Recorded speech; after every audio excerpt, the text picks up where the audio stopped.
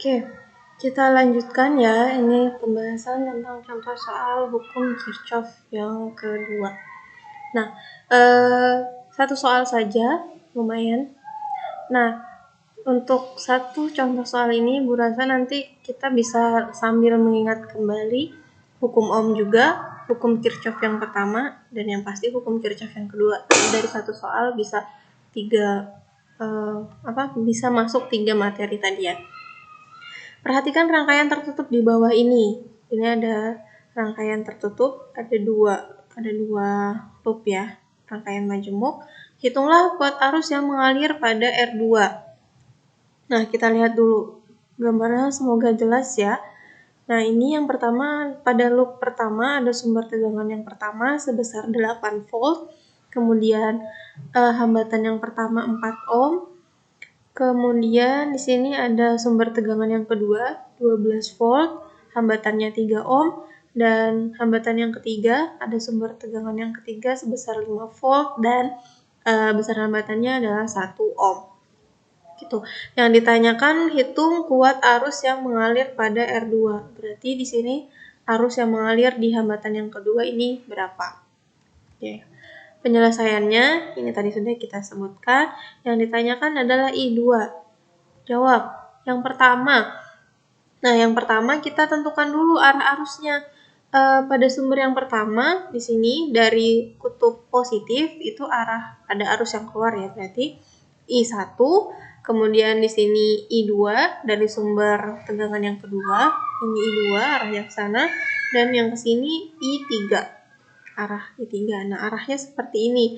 Nah, ketiga arus ini bisa kita cari persamaannya menggunakan hukum Kirchhoff yang pertama, di mana tadi jumlah arus yang masuk pada satu titik percabangan sama dengan jumlah arus yang keluar.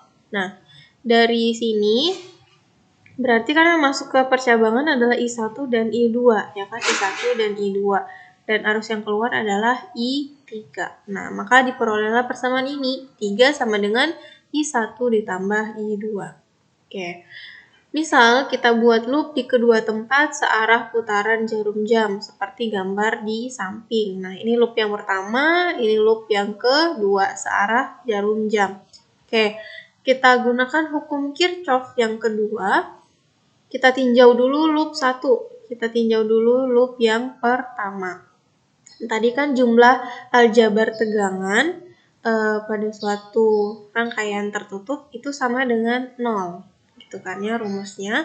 Nah, kita tinjau yang pertama, di loop yang pertama ini ada I1 dikali R1. Itu kan ya positif, karena dia keluarnya dari kutub positif, maka dia di sini positif. Kemudian ada I1 ditambah sama I2 dikali R3. Kenapa I2 ditambah kenapa I1 ditambah I2? Di sini kan dia di loop 1 ini I3. I3 tadi sama dengan I1 ditambah I2 dikali R3. Ini untuk loop 1 ditambah ini GGL3 dikurang GGL1. Oke, sesuai dengan ketentuan yang tadi ya. Loop ini ketika dia masuk ke sini, pertama dia ketemunya sama kutub positif. Berarti GGL3-nya positif, terus ketemunya di sini negatif. Maka di sini nilainya negatif. Gitu ya. Oke, ini sekarang kita tinggal matematisnya diturunkan I1 dikali R ditambah I2 dikali R3 I1 dikali R3 ditambah I2 dikali R3 sama dengan GGL yang pertama atau E1 dikurang E3 gitu ya. Nah, ini diturunkan berarti I1 dikali R1 ditambah R3 sama dengan I2 dikali R3. Dimasukkan angkanya, didapat persamaan yang pertama. Yang persamaan yang pertama ini dimasukkan nilai R-nya ya masing-masing sampai didapat 5 I1 ditambah I2 sama dengan 3 volt. Ini untuk persamaan yang pertama. Kita lanjut tinjau loop yang kedua. Tinjau loop yang kedua. Nah, ini negatif I2 dikali R2 dikurang I1 ditambah I2 dikali R3. Kenapa? Oke, kita lihat gambarnya dulu ya. Kita lihat lagi negatif I2 dikali R2. negatif I2 dikali R2. Oke.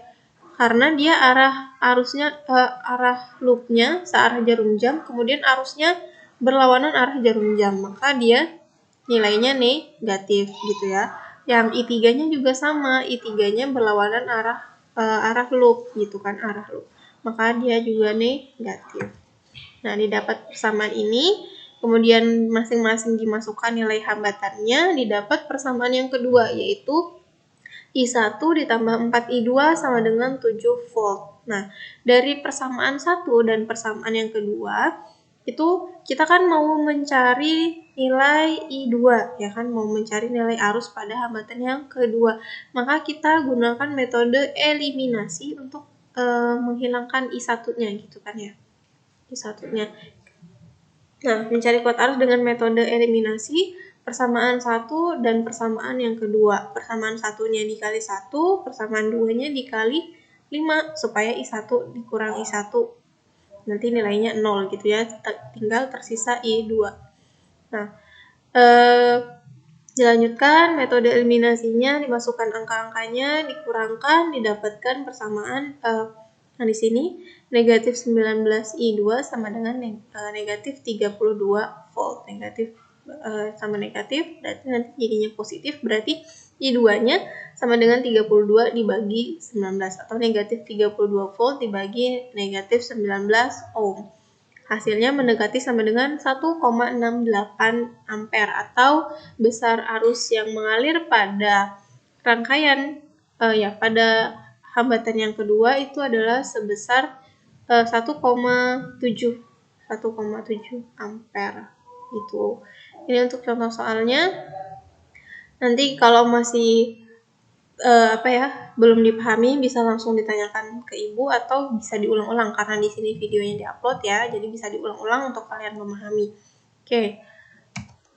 Lanjut ke latihan soal. Ini tadi tugas yang pertama tadi tentang sifat-sifat dari rangkaian seri dan paralel. Ini tugas yang kedua, mencari arus, sama yang tadi ya, pada hukum Kirchhoff yang kedua.